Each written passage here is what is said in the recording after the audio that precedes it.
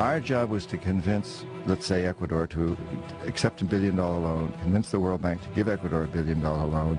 90% of that $1 billion would come back to the United States to pay for Halliburton, Bechtel, these kinds of, or these types of companies, to build the infrastructure, and then, which would only serve the wealthiest people in those countries. And then the country would be stuck with this huge debt, which over time would continue to be refinanced and get larger and larger and larger, so that in fact today, Ecuador owes more than 50% of its national budget just to pay down its debt service, which means there's very little money left to go to pay for the education or health services for the poor people, who are the ones who suffered from these projects. It was their rivers that were destroyed as we built hydroelectric plants. It was their land that was destroyed, and well, a few of their people got wealthy, as a few of ours did. And so now they're saddled with this incredible debt that they can't possibly pay. And so we go in and demand our pound of flesh, very much like the mafia. That's why we call ourselves hitmen. So today, for example, this is actually what's happened in Ecuador. And today, we need Ecuador's oil. We need the oil from this Amazon area where these indigenous people live that I work with as a Peace Corps volunteer. And we tell Ecuador, since you can't pay off your loans, what you need to do is turn over your Amazon to our oil companies. And that's what they're doing. And the indigenous people there, the ones I worked with now, have basically declared war. They said, we're not allowing these oil companies to come in. We're going to fight to the very last man if we have to.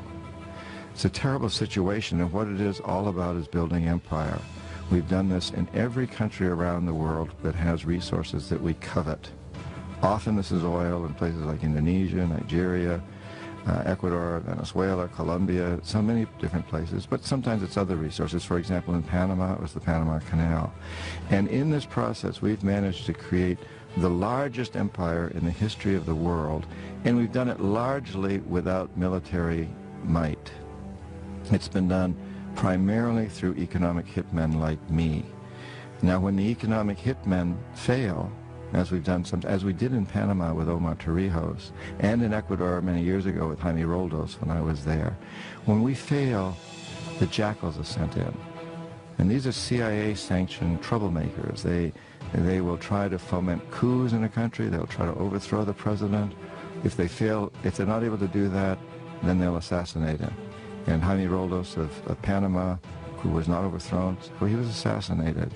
And Omar Torrijos, Jaime Roldos of Ecuador, Omar Torrijos of Panama, the same thing happened. We economic hitmen failed, the jackals went in and assassinated these presidents. It happened with Allende in Chile, Arbenz in Guatemala, and it's part of what Vietnam was about. And when the jackals fail and the economic hitmen both fail, as in Iraq, the final step is for us to send in our young men and women to die and to kill. And that's what we're doing in Iraq today.